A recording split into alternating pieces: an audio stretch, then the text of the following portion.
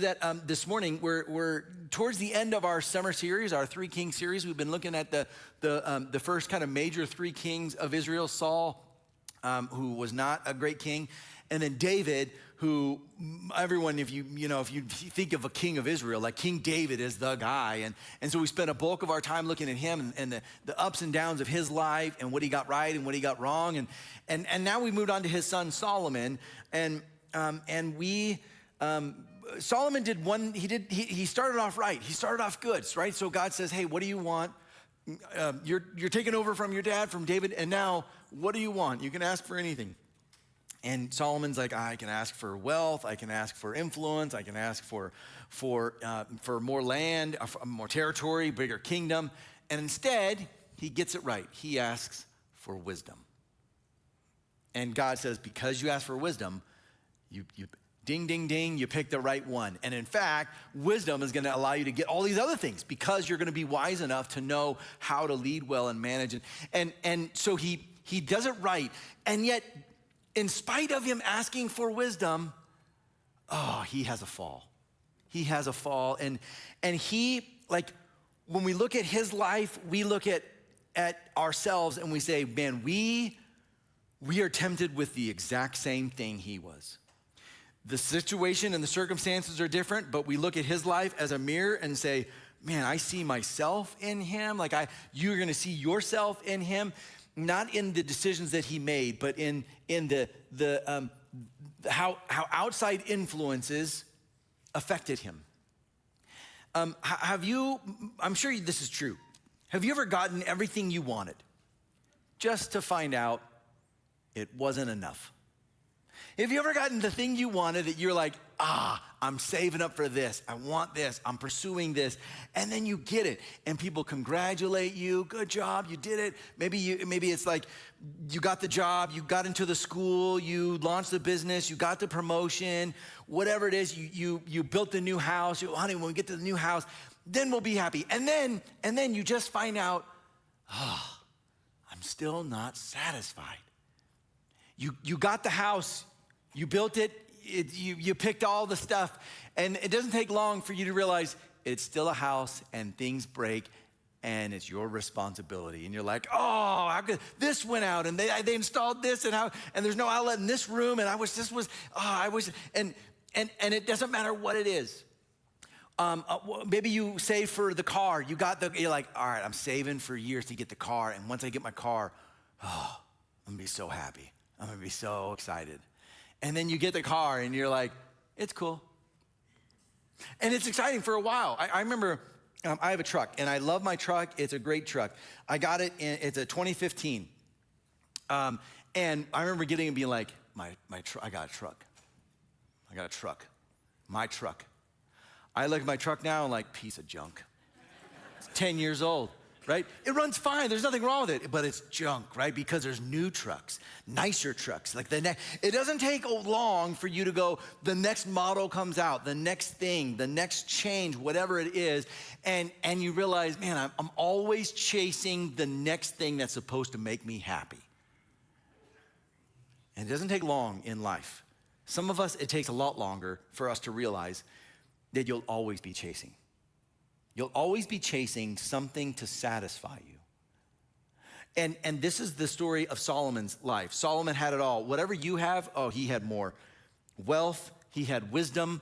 We're gonna see this. He had plenty of women. He had power. He was the king. He had influence. He had peace in his kingdom. He was the man. It was like, this is the high point of Israel is Solomon's kingdom. So like, if you think back in American history and just think, whatever you know about American history, what do you think was the best time in American history, right? Where you were like, man, everyone was like, wow, this is the peak. And you can't say, it's still in front of us. Maybe so, hopefully so. But like you look back on our history, whatever that time period is where you go, that was probably when things were the best. That's Solomon's reign, when things were the best. When everyone, like, they had so much wealth and he had so much influence, so much that, man, it was all other nations looked up to them and to Solomon and his leadership. And by the end of the story, Even though they're in the golden age, his soul was bankrupt. And he had fallen far from where he started. Here's the danger. Success without dependence on God leads to spiritual failure. We're going to be looking at success and how success can be honestly a trap for us. Even though in society and culture in the world, like when what you were told is to be successful, grow up and be successful. What do you want to be when you grow up? Well, I don't know. What do you want? What do you want to do? I want to do this thing. Okay, but I want to be successful. Whatever it is, I want to be good at it, and I want to actually like be effective. I want to be successful, and if we're not careful, success is a trap. Here's what happens when the blessings of God that we look at become our focal point, they actually become barriers to God if we're not careful. Here's the point of this morning. When you stop trusting in the Lord and instead trust in anything else, especially yourself, you start drifting. We talk about drift a lot because it happens. It's a part of our experience, our life. If we're not careful, we experience this slow drift. You've drifted before where you're like out on a lake or in the ocean and you're just hanging out and you don't even realize how far you've drifted, how far you've moved because it's ever so slow, ever so subtle, ever so slight, just 1 degree at a time, just a little by little by little. And then eventually you wake up and you realize, I'm at a spot, how did I get here? How did I get here? It isn't. When you drift spiritually, it isn't because you're outward rebellious and saying, forget you, God, I'm doing my own thing. That's not what drift is. Drift is, I just don't pray like I used to. I don't read the word like I used to. I don't go to church as much as I used to. I don't talk about, I don't think about, I don't focus on God at all as much as I used to. And it just becomes this slow, subtle drift. And years later, you look at your life and you say, how did I get here? Let me tell you about drift. We're going to look at drift this morning because this is what happens to Solomon. Though he starts off great with wisdom, he drifts. If you aren't careful, success can make you comfortable. Wait, Brandon, isn't that the point of success, right? Isn't that why you want to be successful? So that you can have a more comfortable life. When you think about, and I'll speak to just for the dads and the men in here, because for men, we seem to have something inside of us that like one of the priorities in our life is to say we can provide, right? We're providers. Like that's like a part of the core of who we are as men is to say, I provide. That's what I do, right? I take care of I'm gonna make sure that I provide for my home and my people, my family. And so we have this thing in us. And what we do is we say this, and it's noble. It honestly is, but we have to just be careful on how we think about this. We say this, I want to provide a better life for my kids, right? I mean, raise your hand if you're like, no, I hate that. That's a terrible goal. You should never want to do that. Nobody's going to do that, right? Nobody agrees that, yeah, we want to provide a worse life for our kids. Of course we want a better life for our kids. Awesome, great, good job. You should want it. Now, here's where we fall short. Here's where we stop. Usually it stops there. We don't define what a better life is. I want a better life for my kids than what I had. Great. What does that mean? What does a better life for them look like? Could you write it down? Could you write down 10 things that would be better for them than what you had? And my guess is that our initial gut reaction is this. Well, I want them to have the stuff that I never had. Here's what this is, ready? I want them to be more comfortable. I want to provide a more comfortable life than what I had. I had a hard life. I want them to have an easier life, a better life, a more comfortable life. So I'm going to work harder, do more. I'm going to pursue expand the business, go for the promotion, whatever it is, so that I can provide for a better life for my family. And better in our minds means more comfortable. But if you aren't careful, success can make you comfortable, and this comfort, here's what I've seen. It accelerates the drift. This drift we're talking about actually moves faster when you're comfortable, when things are easy, when you're not even thinking about who God is or what he wants. It's just life is fine and there's nothing wrong. Why? Don't change it. If it ain't broke, don't fix it. And so just leave me alone. And what happens is you drift even faster, even farther. So here's what happens. So Solomon's job, one of Solomon's tasks is to rebuild the temple. And God tells David in his time, I want a new temple. Here's what it's going to look like. But Solomon is going to be finished in your son's time. Solomon's going to be the one who does. Solomon now takes over. David has passed away. He's handed off to Solomon. He's in charge. And now he's just completed the temple. This is now the focal point of Israel. It's the center of their religion. It's like the greatest monument feat, like the greatest feat that they've had. They built the temple. Awesome. Wonderful. And then here's what it says. 1 Kings chapter 8, starting in verse 10. When the priests withdrew from the holy place, the cloud filled the temple of the Lord. And the priests could not perform their service because of the cloud, for the glory of the Lord filled his temple. Then Solomon said, the Lord has said that he would dwell in a dark cloud. And then look at this. Great start. Solomon says this, I have indeed built a magnificent temple for you, a place for you to dwell forever. Solomon, easy now. Here's what happens. He builds this temple, and it says the cloud. This is often referred to as the Shekinah glory of the Lord, where his presence shows up like a cloud. And it fills the temple to the point where the priests can't do their job anymore. So they had spent a number, there's a whole ceremony dedicating the temple, and it said that they had sacrificed too many animals to even count. Like it was part of the process, and so they're doing this. And then the cloud shows up, and it's like, we can't do anything now. We can't. His presence just showed up and it filled the temple, and it's like, this is why we built it. So God would show up and God would be here. And Solomon, instead of him going, wow, God's here, he goes, look what I've built. Look what, Lord, never have you had such a fine dwelling place, right? Like, I built a magnificent temple and you're gonna dwell in it forever. Saul, take it easy. Saul, this is not about you. Saul, you are successful. Good job.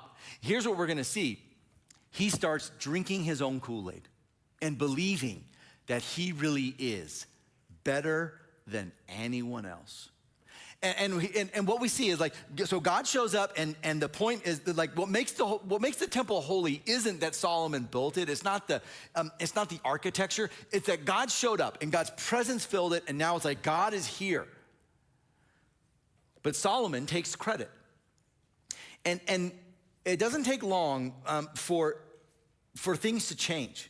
So what happens is, right after this, there's a prayer that Solomon gives, and it's too long to read. It's like 30 verses. It's verse 22 to 53, and it's honestly, you if you want some extra homework, go home and read that passage. Go read his prayer, because it's really it's theologically deep, but it also, you start to see a shift in his mindset. So he goes from, I built this, and like, wow, God showed up, to, but then he also like does that, but then he moves to a warning where he knows what's gonna happen. This is what's so crazy about Solomon, is that he knows that he's wise enough to predict the future, but he's not wise enough to prevent him from falling into it. So he starts praying to the Lord. He says, but God, know this, when our people fall away from you, please forgive them. When they start turning to other gods, will you forget? Don't forget us. Bring us back to you. When when we start falling away and forgetting your commands, please don't hold it against us, forgive us. He starts laying out the very things that like, if we do this, Lord, preemptively, I'm asking for forgiveness. And we're going like, that's amazing, great, yes. What he's doing though, that he doesn't even realize is he's listing the very things he's going to do. And he doesn't know he's gonna do it. He doesn't think he's gonna do it. Forgive all those who sin, and not recognizing that, no, it's me I'm talking about. And what happens is he gets real comfortable real quick, and he knows his people will get comfortable real quick, and this will lead to a drift, because it has happened in the past and it will happen in the future, that as we become more wealthy as a nation, as we just kind of put our guard down, we get safe and we start to drift and we start to worship other gods. It's happened over and over and over in the Old Testament. And Solomon's going, I don't want that to be the case again here. If you're not careful, success can make you comfortable, and this idea of being comfortable can speed up your drift. Comfort can lull us into a false sense of control, that we think we are in control of our lives. It's like this. Have you have a car, right? It has cruise control. All cars have cruise control. It's nothing revolutionary. I remember though, the first time I got into a car, and I didn't know this. I didn't know it had adaptive cruise control. You know what that is, right? Right? Here's adaptive cruise control. It knows how far the car is. I think it uses witchcraft, and it knows how far the car is in front. And if it slows down, if the car slows down, you slow down. Don't have to do it. Foot off the gas, right? And then it speeds up, and it's like, oh, we can go back up. I remember I'm in a rental car, and it had that because, I have a 2015 Silverado. It doesn't have it. It's a piece of junk. And so I'm getting in this car, and I'm like, all right, set the cruise control, because I always set the cruise so I don't speed. I'm like, all right, and then it starts slowing down. I'm like, what is going on? What is going on? Hold on. This is cruise control means you don't change the speed. This car is this, what's happened? And then it starts speeding up. I'm going like, hold on. They gave me a broke one. Like, this is not right. And then I realized, oh, this is the car of the future. This is what new cars do now. They just kind of, right? And they even have windshield wipers that turn on when they get wet. The windshield gets wet, you know this? Yeah, I don't either, because I'm like sitting there just doing the thing, right? And here's what happens. You go so there's adaptive cruise control where you're just all like, your hands on, but you're like not really control. I can control. And then the next step is this. Tesla comes out and they go, oh, we have self-drive mode. Car drives itself. Just put it where you want it to go, right? And they have taxis that do this. I've seen pizza delivery cars that do this. They just say, you'll deliver your pizza and there's no driverless cars, and you're going, this is crazy. This is Jetsons. Like, this is weird. And you can be in the car and people are like reading books while their car's driving on the highway, and they're taking naps, watching a movie, and it's like totally from the future. But you're going, wow, all right, now, listen, spiritually, you can be like that, where you're just hands off. Life is easy, no problems. And then there's a crisis and you don't have time to react. Plenty of people have gotten in accidents because it's just the reaction time, or you're one malfunction short, one malfunction away from disaster. When we get comfortable, which is what we want. It's why we buy the new cars and the new features and the bigger home and the new stuff and the new chair with the extra cushion, and we get they have shoes now that they harness like technology of clouds, and they put them in, and they're like, we got cloud flex shoes, and you're like, how'd they do that? It's all about comfort, right? And you get comfortable spiritually, and you realize, I don't need God as much as I used to. And the drift starts because it's comfortable. And the next danger is even more subtle. It's even more subtle, and it gets a hold of us, and you feel this. If you aren't careful, success can make you prideful. Success can make you feel like you really are smarter than, better than. You are more effective. You're better at leading your business than this other person. You're better at managing this thing or doing your job than this person. You're better. Your home is better than this person, and your parenting style is much better than them. And all of a sudden, it's like, I really am. I mean, listen. I don't want to say this publicly. I'm pretty awesome. You'll never say that, but we can think that. We can absolutely think, man, I'm so glad I got my life together. I'm glad I'm not that. I'm glad I'm not that. And if we're not careful, success can make you prideful, and to the point where you start thinking all of your success is solely because of you. Ooh, this is where Solomon gets in trouble. Here's what happens. A chapter later in 1 Kings chapter 9, the Lord is now speaking to Solomon specifically about what is going to happen. And God is giving him a warning and almost like a foreshadow of, hey, just be aware of this, because God knows what's coming. Solomon is thinking he's great. I built this temple. God has now showed up. Like, I built the temple that God is now coming and indwelling in. Like, look at this magnificent building. Look at this magnificent church. And now God, I got it. I'm so good. I gave you a home. That's so cool. You're welcome, Lord. And Solomon starts to believe that about himself. So God's like, all right, let me step in here. Let me say a few things. Here's what it says. As for you, this is now God speaking to Solomon. If you walk before me faithfully with integrity of heart and uprightness, as David, your father, did. We're going to see that a lot. Like, he refers to David quite a few times. God has a specific place for, like, David was the man. And if you do all that I command and observe my decrees and laws, here's what's going to happen. Then I will establish your royal throne over Israel forever. As I promised David, your father, when I said, you shall never fail to have a successor on the throne of Israel. He tells Solomon, hey, listen, if you do this, if you're faithful to me, and if you do what I say, if you follow my commands, if you are faithful to my word, to what I've said, you'll always have someone on the throne of Israel. And then he says this, but if you or your descendants turn away from me and do not observe the commands and decrees that I've given you and go off to serve other gods and worship them, then I will cut off Israel from the land I have given them, and I will reject this temple that I have consecrated for my name. Israel will then become a byword and an object of ridicule among all peoples. He says this, if you don't do this, if you or your father or your descendants turn away, guess what's going to happen? This temple, this wonderful temple, this magnificent temple you built, I'll destroy it. I don't need this. Who do you think I am? I'm the God of the universe. Do you think I need a brick house to live in? Is that what you think is going on here? That you built some magnificent little hut for me? If you don't, listen, if you aren't faithful, if you are faithful, it's gonna be so good. If you fall away, if you worship other gods or your people do, oh man, then I can't be here anymore.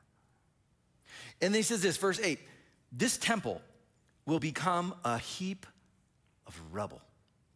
All who pass by will be appalled and will scoff and say, why has the Lord done such a thing to this land and to this temple?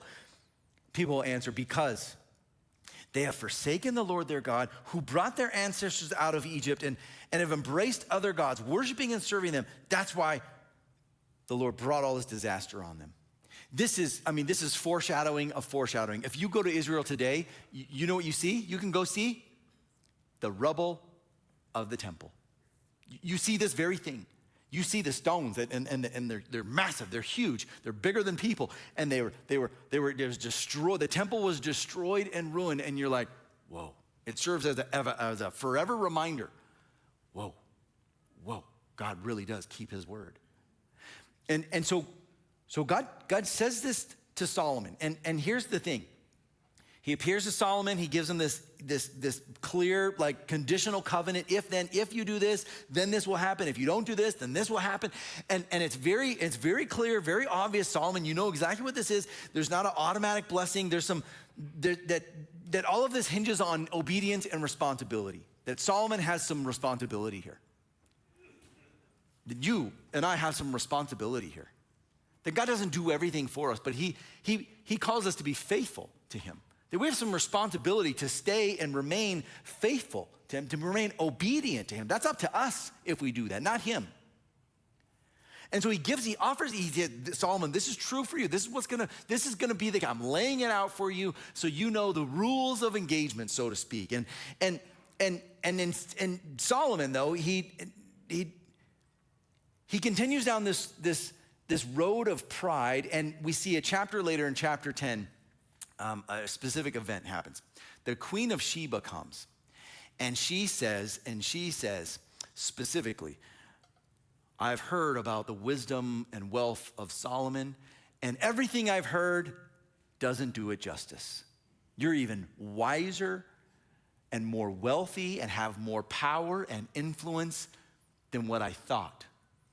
And his response is, yeah, I know. His response is, I am pretty great. Yes, whatever you want, I can give you. I am the wisest one there is. Solomon is now fully believing his own stature and his own accomplishments, his own success is built solely on him. Never mind the fact that God is the one who set this up. He's taking full credit for all of it.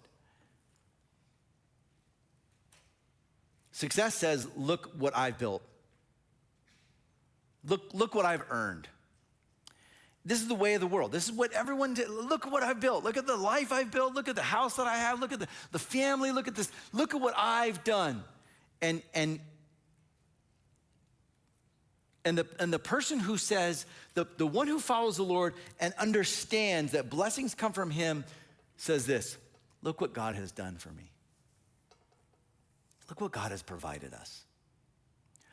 Look what God has allowed us to be a part of and to do. And it's not about, I am so much better.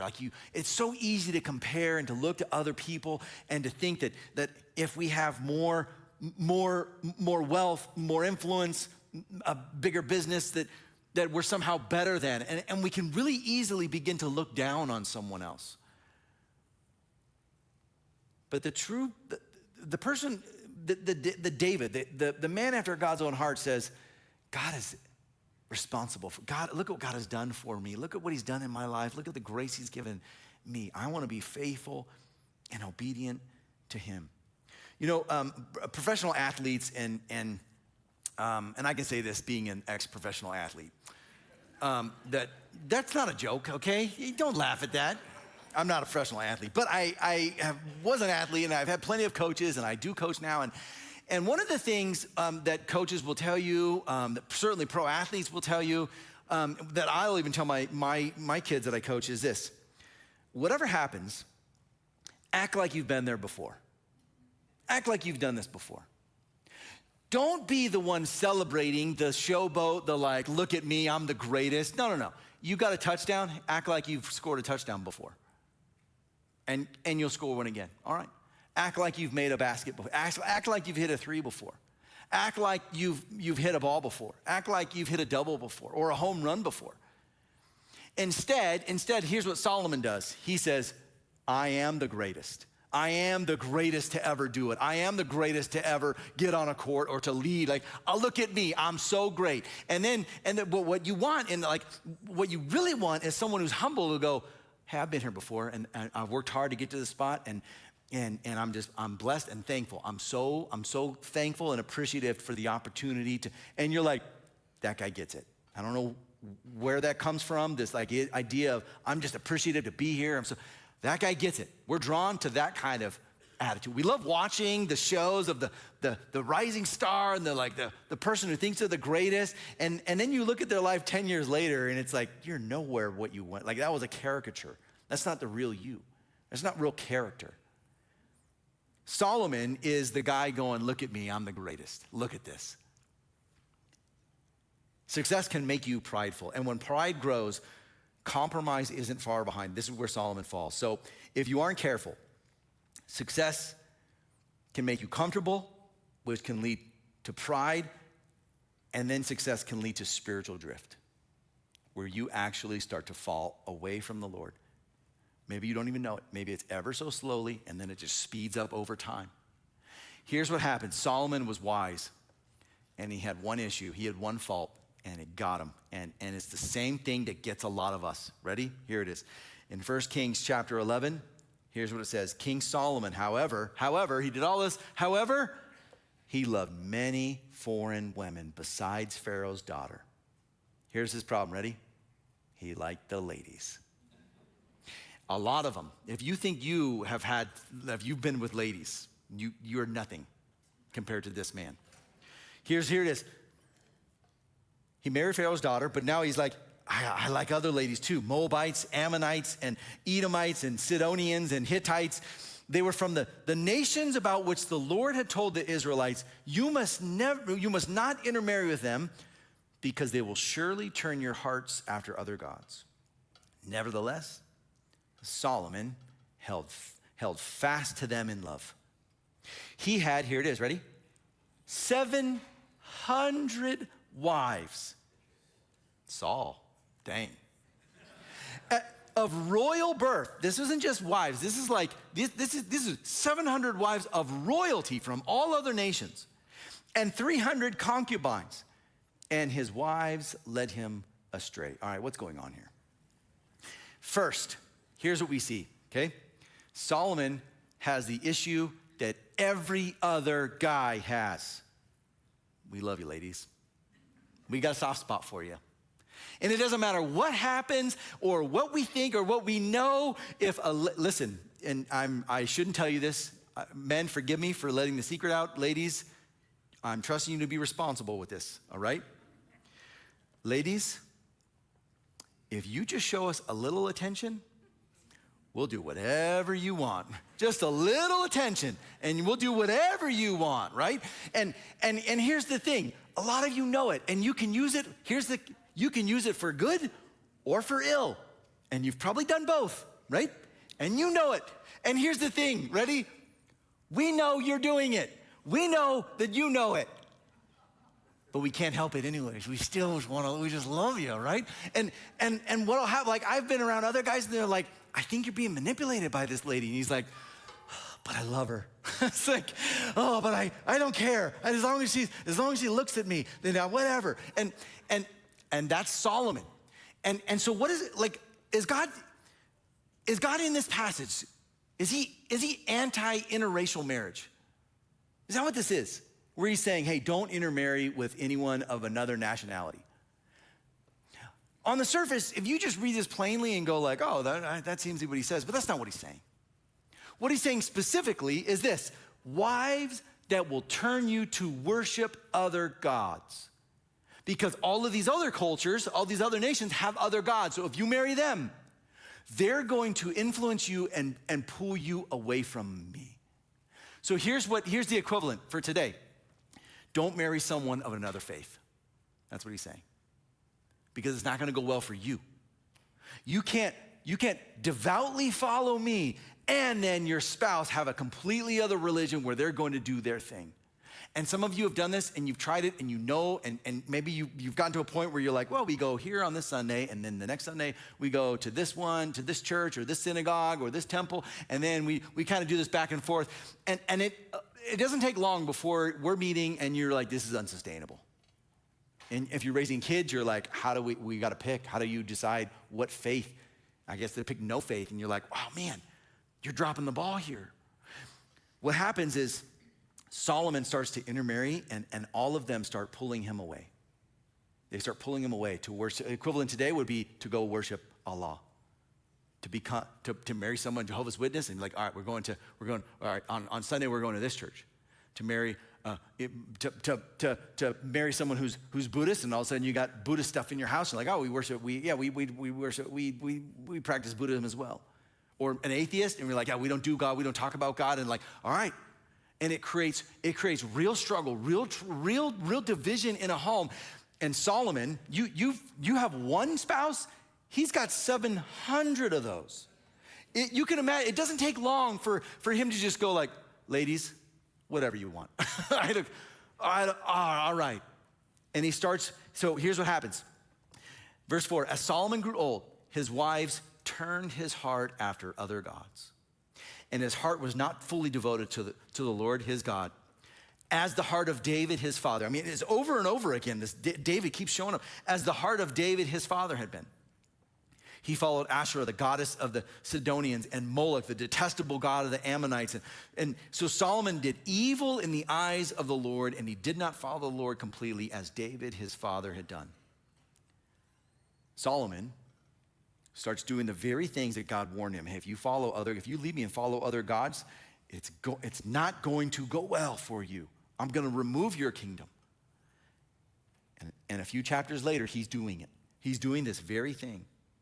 The Lord became angry with Solomon because his heart had turned away from the Lord, the God of Israel, who had appeared to him twice. Although he'd forbidden Solomon to follow other gods, Solomon did not keep the Lord's command. So the Lord said to Solomon, since this is your attitude, and you have not kept my covenant and my decrees, which I commanded you, I will most certainly tear the kingdom away from you and give it to one of your subordinates.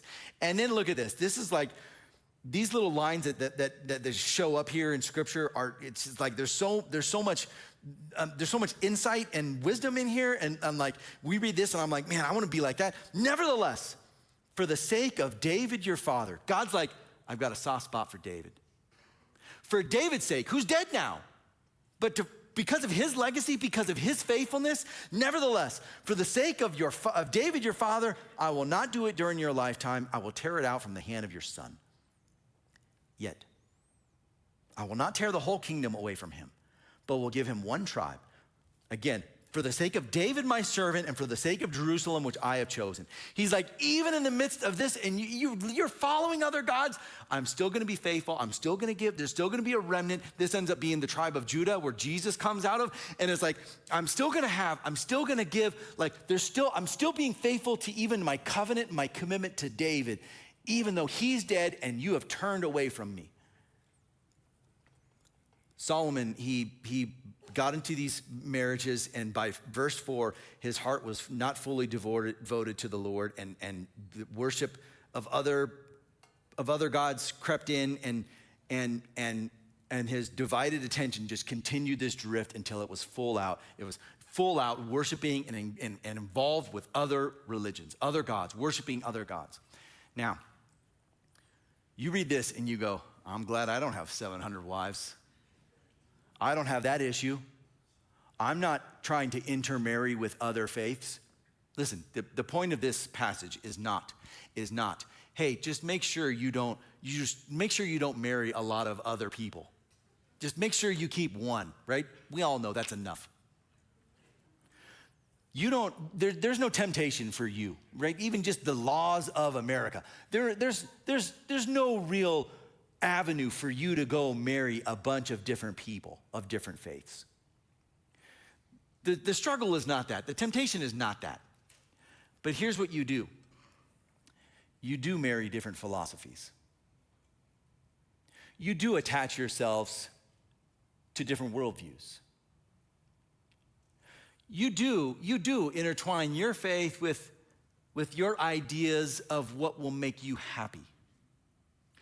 You absolutely do allow outside influences to influence your heart and the direction of your life and your soul based on the promises they make. These aren't other wives that you're marrying, but it certainly is different philosophies that you think will make you happy, or you think make you feel good, or that you think are right.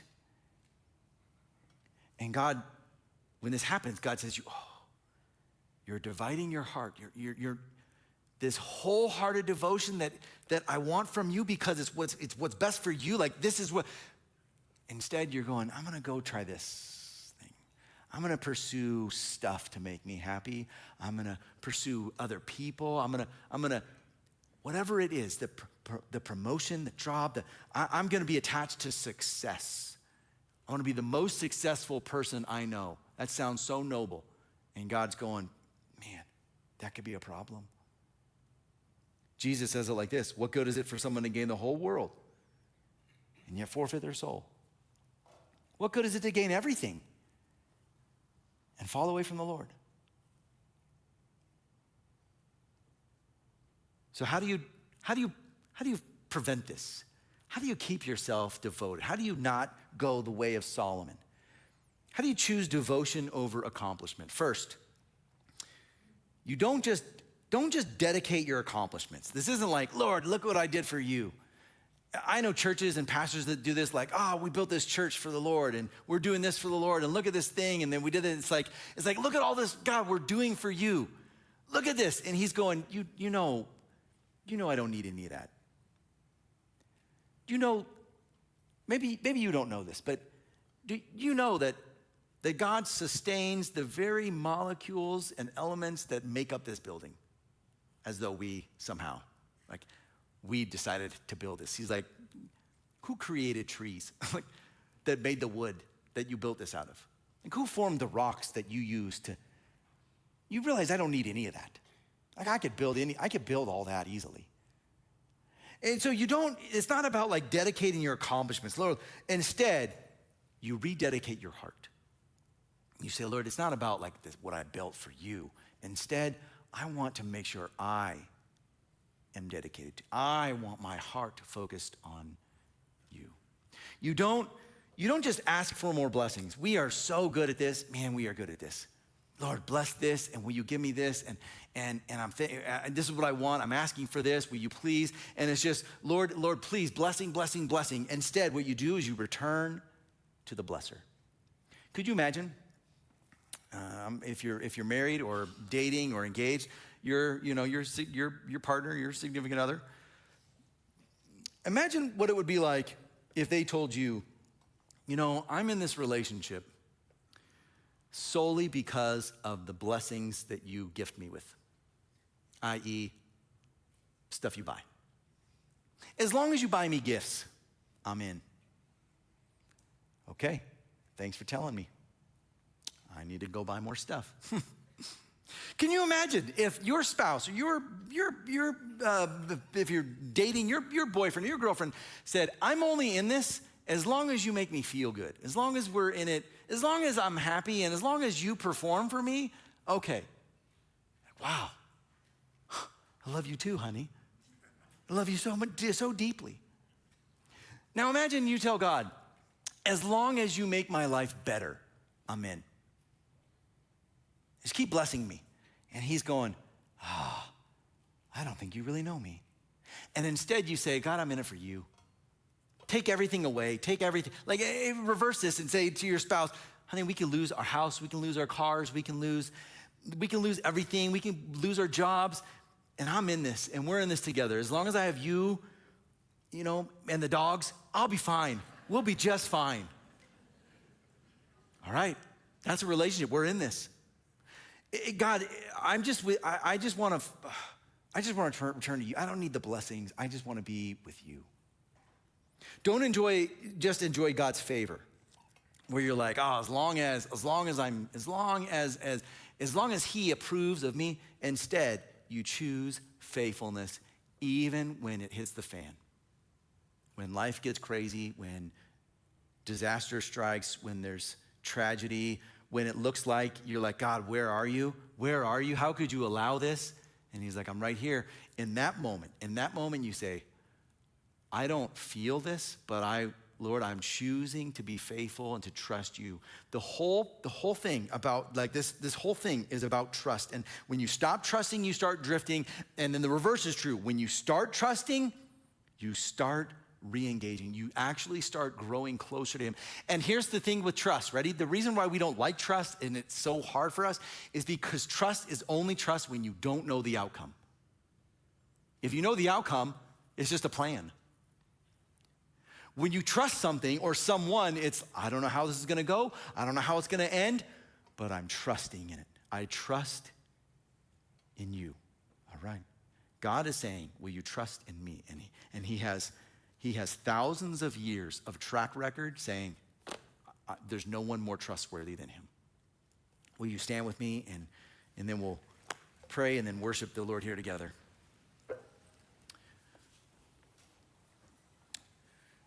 So Lord, we acknowledge that we are a fickle people. That we are just like Solomon. that we pursue comfort, that we can easily become prideful and to focus on ourselves, and in doing so, we too can drift away from you. So when that happens, Lord, will you help us? We give you permission to shake us out of that, to wake us up to the reality of your word and your truth, to trust in you, the blesser, not the blessings. Not because of what you give us, but because of who you are. Knowing that one day we will get to be with you. Help us to remain faithful, to stay true, regardless of circumstances. That our love for you is not conditional, based on how well our life is going, but rather a lifelong heart and soul commitment to say, I'm in no matter what. And I trust you with the outcome, no matter what. We love you, Lord, and we thank you. We worship you now. In Jesus' name, amen.